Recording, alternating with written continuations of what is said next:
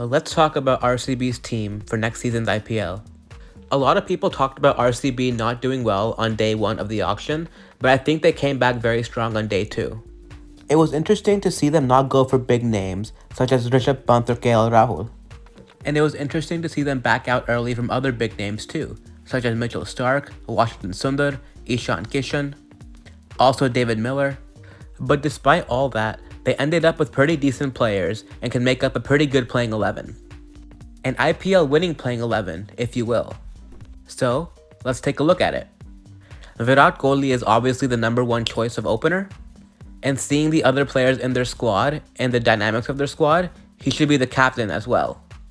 Being the Orange Cap winner and striking at 155 last season, he's coming off really good form in the IPL.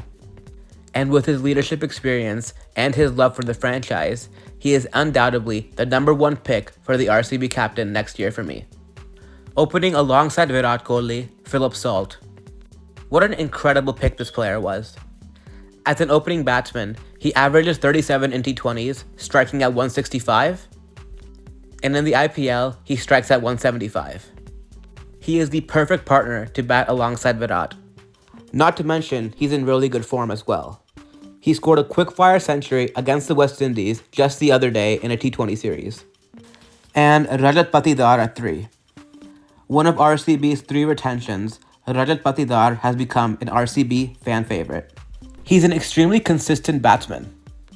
He averages 34 and strikes at 158. He's calm and composed, and he is just what RCB need at number 3. At number 4 is Liam Livingstone, and what a great pick he was. And that too, at just 8.75 crore, what a steal. Anyone who's seen him play knows he's a game changer. He's been playing big innings recently, and he strikes the ball big. He's also a fantastic player of spin especially. And something which is especially nice about Livingstone is that he's been bowling a lot for England lately. He's a handy part-time bowler and has that golden arm to get wickets out of nowhere. His batting and bowling is going to be vital for RCB this season. And at number 5, you have Jitesh Sharma. He's been a really good player for Punjab Kings over the last few seasons. He's even made his India debut in that time.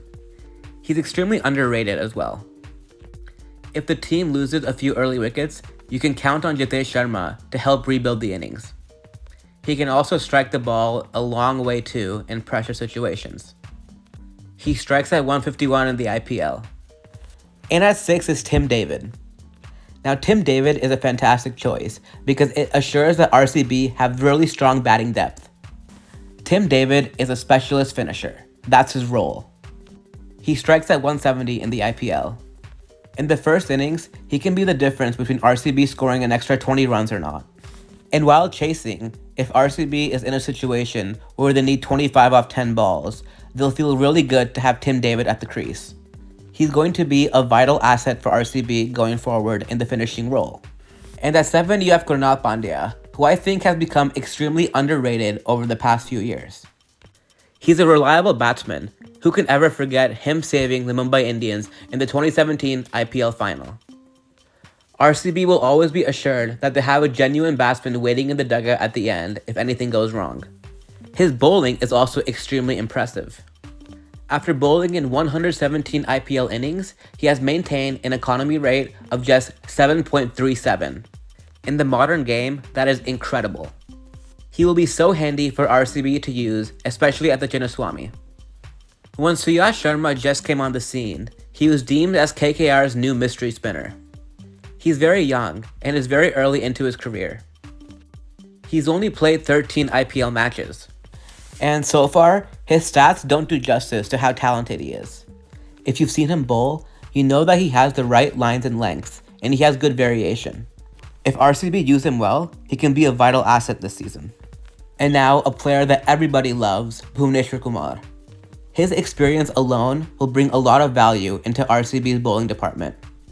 He's been playing in bowling law for over a decade now. He can make the ball swing on almost any pitch with a new ball. And his Yorkers and the death overs are just a treat to watch.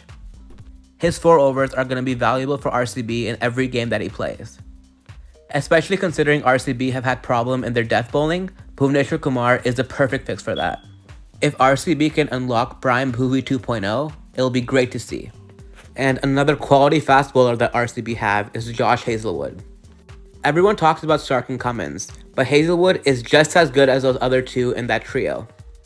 In T20s, he has played 52 games and has maintained an economy rate of 7.49. Plus, just like Bhuvi, he has plenty of experience under his belt. He has excelled for RCB before, and RCB fans will be hoping that he does the same thing again this season. And at number 11, Yash Dayal.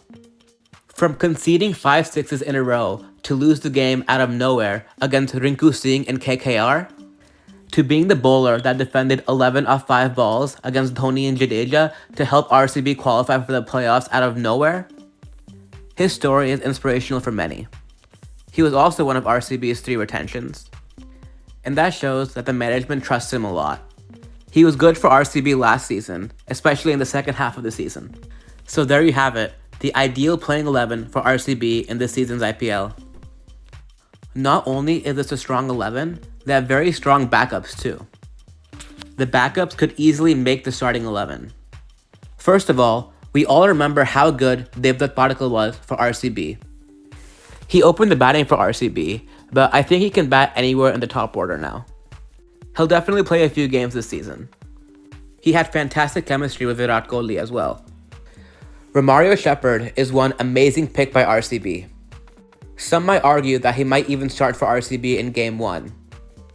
A fantastic power hitter and an amazing death bowler, he ticks all the boxes of a T20 cricketer. We've seen that in the CPL, how he rescues his team every time there's a batting collapse, and takes wickets effectively every time he's given the ball at any point in the innings. A player like Shepherd can often be the difference between two teams. As I said, he can easily start for RCB starting Game 1. Perhaps in place of Tim David. Jacob Bethell is an English rising star. He's not a slogger by any means. He's a classical hitter. He plays by the books. Many Indians don't know him yet because he's new, but he's had a fantastic start to his T20 career. After 6 innings, he averages 58 and strikes at close to 170. He's a fantastic batsman, and RCB should utilize him to his full potential. He's definitely going to get some games, and he's definitely going to prove himself in those games. And another fantastic pick was this man, Ngidi. The streets will never forget how good he was for CSK in the 2018 IPL. I remember he effectively single-handedly knocked out the Kings 11 Punjab in the 2018 IPL. I suspect for some time, it'll be a flip-flop between Hazlewood and Ngidi. He'll surely get some games. These are some names that RCB could have used their RTM for, but didn't. Fans are especially upset about Mohammad Siraj and Will Jacks. Siraj, much like Chahal, was becoming an RCB legend. And right before he was going to become their second Indian face, they released him, much like they did with Chahal. Do you guys think it was the right decision to release Mohammad Siraj? How far do you think RCB will go in this tournament? They certainly have amazing players, and they have a really good chance if they get Virat Kohli back as captain. Comment what you think down below.